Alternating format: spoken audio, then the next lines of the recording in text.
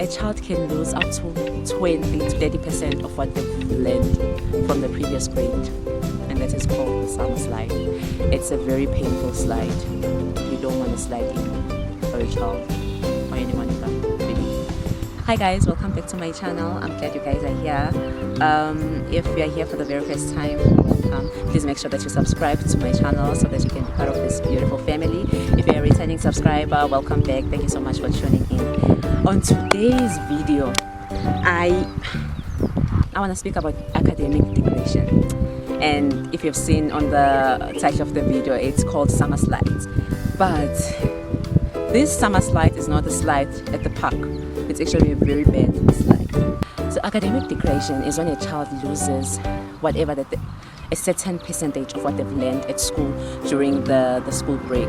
And it's actually a very painful but a natural concept really, because if you don't practice something, eventually you lose it. So I just wanted to have a sit down and talk to parents and grandparents or whoever's looking after the child about this concept, that it is real. And the research proves that on normal kids, the child can lose 1 month up to 3 months worth of work, and that is actually a very long time, because if you think about it, 3 months is a long time when you think about the academic calendar.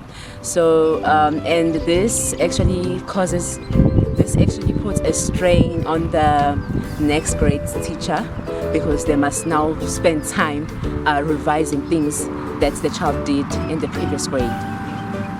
But there's something we can do to help. Thank God I'm here to help you. Of course, I'll do all the hard work and make it so much easier for you guys on this video. I'll try by all means to simplify it, because I just want us to understand this concept. Like you've understood that the child loses a normal child, and I'm not talking about a child with special needs here. I'm just talking about a normal child. It's like a month, a minimum a month to 3 months, and it can be more depending on your child's development of the brain. What can I do as a parent to avoid this summer slide, to avoid this academic depression? There's actually a lot that you can do as a parent. You can have a program on how you want to teach your child.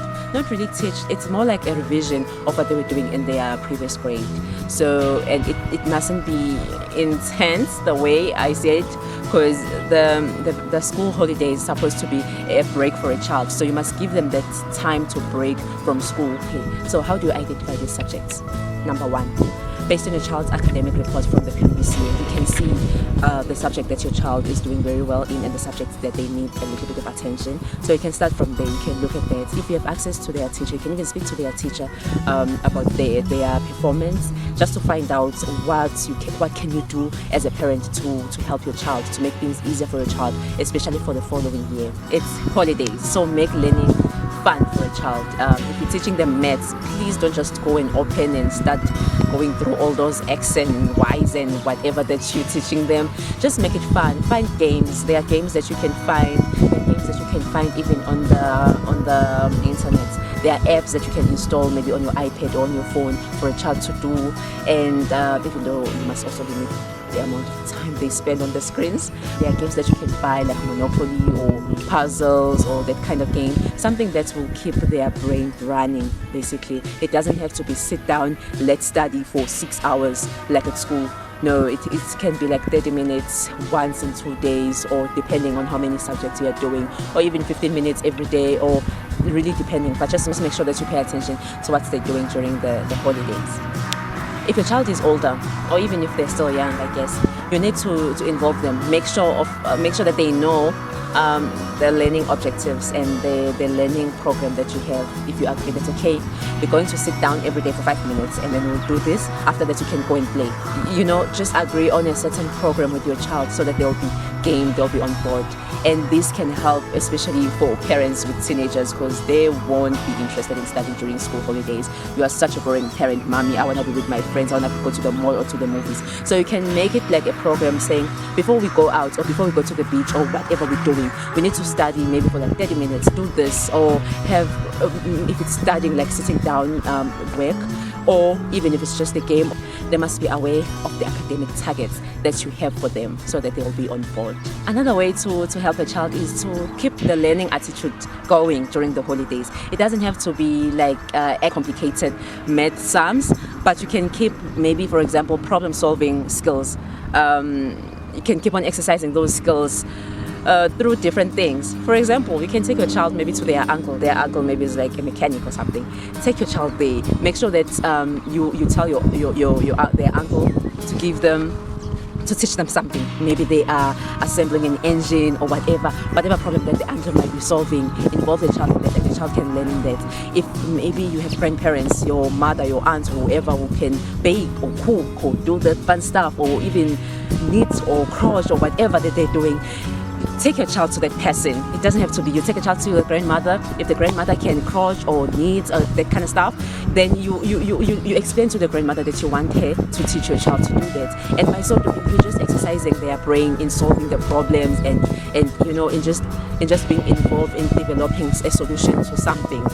Fixing things at home. If you are doing something breaks, you need your child, come help me, let's fix this. Or maybe you just bought a new stand, come help me, let's assemble this. Whatever little thing can actually help the child to learn something, because it's about keeping the attitude of learning alive during the holidays. Each and every day must have something that adds or something that challenges their brain. For the little ones, encourage open-ended toys, guys, please. Open-ended toys are toys like blocks, puzzles, and even dolls, toys that a child can create a new story each and every time. For example, I'll make an example with the car with the remote. You're just pressing those buttons. There's nothing a child can really create. They can't create a different scenario from what this button says. If this button says this is forward, it's going to go forward, and this says it's right. It's going to follow the instructions of that remote control. Open-ended toys are toys like blocks. With blocks, a child can make a tower, a child can make a house, a child can make a gun, a child can make a pen. They can make anything that they imagine, and then they can build it with that. So encourage such play. Encourage, if possible, just take away all the electric things and then keep the ones that are so manual. That's how I can simplify it. Keep those toys, then it will help the child to be creative, and it also helps with the concentration of the child. I'm actually working on a video about concentration span, how to increase your child's concentration span. That also helps the child to increase their concentration span. But if you keep them watching cartoons, they are not exercising their mind, they are not exercising their brain, just watching, and it can actually do the opposite with the concentration span. But I'll share more about that on the other video coming soon. If you haven't subscribed, please subscribe now. Subscribe now so that you don't miss that video, and click on the bell.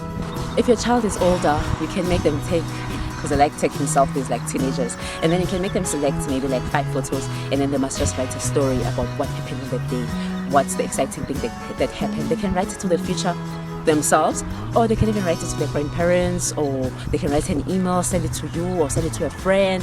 Just encourage writing and reading every day. Another way of keeping reading and writing an everyday thing, you can keep a holiday diary. You can buy a special notebook, you just date it, and the child will write every day what they did, how boring the day was, or how cool it was being with their friends, or how boring it was being at home with you. They can write anything, it doesn't matter, but as long as they're practicing writing proper English and reading every day. Also, you can encourage them to write their mini book, and they can actually publish this. They can write their mini book, which is like a blog, and then they tell stories about whatever that they're interested in. It can be like a daily blog, or they can write about a specific thing that they, I don't know, whatever. I don't know, depending on the child, whatever that they're interested in. For younger kids, I have a notebook that I keep for my kids. I'll link the video up here. You can use the same or similar strategy, having a notebook and then encouraging them to write every day, to practice their fine motor skills for the little ones, and then for older ones to practice writing and reading every day. I know it's going to be kind of long, and I know it's different from the other videos that I've posted, but I really wanted to post this video for a very long time. And if you feel maybe like it's too late, it's January already, it's not too late. If you can pay attention to what your child was doing last year, go look at their reports and check and start with the subjects where they got the lowest mark and start working from there. And even the subjects where they excel, just make sure that they practice, and you can help them even when the school's open. Just make sure that you help them practice the things that they've already done so that they can excel in the next phase. I hope you guys enjoyed this video, and if you did, please give it a massive thumbs up and subscribe if you haven't done so, and let me know of what you think, and let me know of the type of videos that you enjoy watching on my channel. Hope to see you guys next time. Thank you so much for tuning in.